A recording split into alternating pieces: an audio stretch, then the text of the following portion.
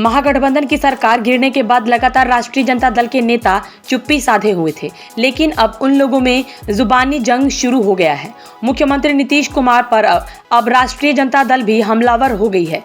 पूर्व कृषि मंत्री और राष्ट्रीय जनता दल के विधायक सुधाकर सिंह ने कृषि रोड मैप की एक बार फिर जांच की मांग की है। उन्होंने कहा कि जिस तरीके से इसमें खर्च किया गया है, इसमें घोटाला है और किसी थर्ड पार्टी से जांच कराई जाए। उन्होंने कहा कि राष्ट्रीय जनता दल के मंत्रियों की जांच की बात कर गीदड़ भभकी दे रहे हैं, इससे कुछ होने वाला नहीं है। उन्होंने कहा कि सीधे तौर पर पूरे मामले की जांच होनी चाहिए और किसानों को लेकर बिहार में भी एक बड़ा आंदोलन होगा। सरकार के मुख्यमंत्री और उनके साथ सहयोगी कई मंत्रियों के द्वारा बिहार में जांच के नाम पर गीदड़ भभकी देने का लगातार सरकार के लोगों के द्वारा कुत्सित मानसिकता का परिचायक है। आप अच्छी तरह से भली भांति मालूम है आपको तो मैं बिहार में कृषि मंत्री होते हुए इस्तीफा मैंने क्यों दिया था।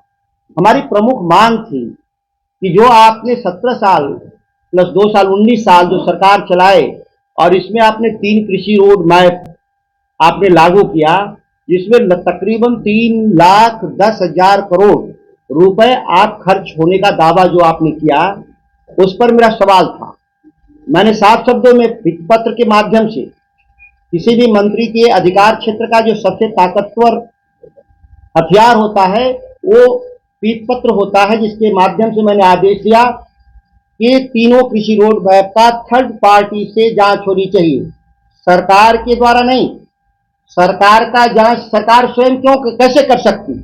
स्वाभाविक है कि उस जांच का कोई मतलब नहीं, थर्ड पार्टी। और याद करिए, इस बिहार में एक ही बार नीतीश कुमार ने थर्ड पार्टी जांच का आदेश दिया था, बालिका गृह कांड को लेकर के तीस ने जांच किया और तब पूरे व्यापक पैमाने पर लोगों को पता चला कि किस तरह से बिहार में प्रशासन की लापरवाही से पूरा एक सिंडिकेट काम कर रहा था और जिसमें बहुत सारे लोग दोषी पाए गए और जेल गए।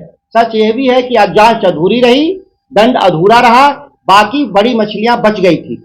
उसी तरह से इस मामले में भी मेरा कहना था कि थर्ड पार्टी से जांच होना चाहिए। आखिर नीतीश कुमार जी बिहार के मुख्यमंत्री के नाते आपने जांच क्यों नहीं होने दिया?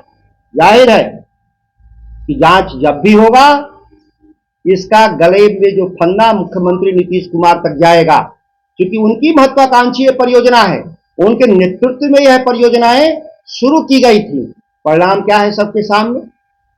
बिहार में पिछले एक दशक में 3,10,000 करोड़ के निवेश के बाद भी उत्पादन घटा है, उत्पादन घटा है।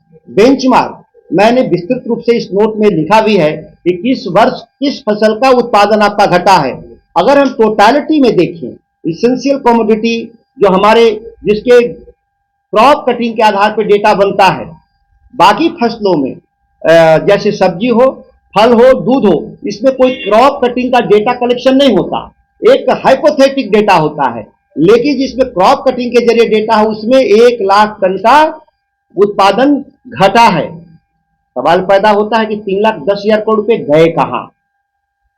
इसकी जांच होनी चाहिए और जब जांच होगा तो पता चलेगा कि कृषि विभाग के भीतर किस तरीके से सब्सिडी की लूट हुई है, जो सीड दिए गए और नकली सीड दिए गए। फर्टिलाइजर केवल हम देश के जो एवरेज है कंजम्पशन पर हेक्टेयर उतना नहीं, हम पंजाब के ऊपर जाके कंजम्पशन कर रहे हैं फर्टिलाइजर। और हम धान का उत्पादन, गेहूं का उत्पादन क्या कर रहे हैं? प्रति हेक्टेयर प्रोडक्टिविटी देखा जाए तो पंजाब के मुकाबले आधी हमारी रह गई। इस वर्ष भी पहली बार मक्का का बीज बांटने का एक षड्यंत्र रचा गया विभाग के द्वारा, अधिकारियों के द्वारा। अभी तक बिहार में सबसे ज्यादा प्रदर्शन अच्छा था मक्के का उत्पादन का, जिसमें सरकार का योगदान शून्य था। लेकिन उस खेती को भी बर्बाद करने के लिए, मक्के की भी खेती बर्बाद हो जाए, सब्सिडी के आधार पर मक्का का बीज बांटने का इन लोगों ने खेल रचा और बिहार में सर्टिफाइड सीड की जगह ट्रूथफुल रियल सीड बांटने का काम किया जा रहा है, जो कानून के खिलाफ है।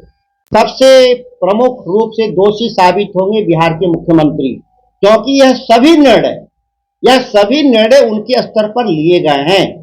कैबिनेट मंत्रियों को आप जानते हैं कि जब वो समीक्षा करते हैं विभागों का और जो निर्देश देते हैं विभागों को, उसमें उस विभाग का मंत्रियों को आमंत्रित नहीं किया जाता है। यह पिछले 19 सालों से नीतीश कुमार के परंपरा रहे हैं। जब विभागीय आदेश सीधे मुख्यमंत्री दे रहे हैं तो स्वाभाविक है कि उसकी सारी रिस्पॉन्सिबिलिटी माननीय मुख्यमंत्री की है। यह सारे दोस्त माननीय मुख्यमंत्री पर जाएंगे। पिछले 1 साल में विभिन्न जिलाओं का दौरा कर करके करीब करीब 2 दर्जन हम किसानों की सभा किए हैं।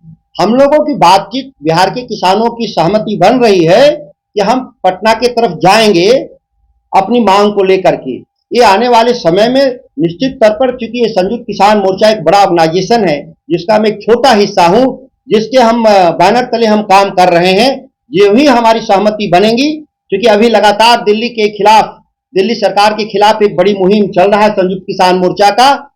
तो एक बड़ी लड़ाई के साथ ही बिहार की भी लड़ाई लड़ी जाएगी। हमारे आदरणीय नेता राकेश टिकैत ने भी इसका सही जवाब दिया था। आप लगभग अभी 2 दर्जन सभा किए हैं, अभी 2 दर्जन सभा और हम लोग बिहार में करेंगे और बिहार में किसानों को एकजुट कर करके हम लोग पटना आएंगे।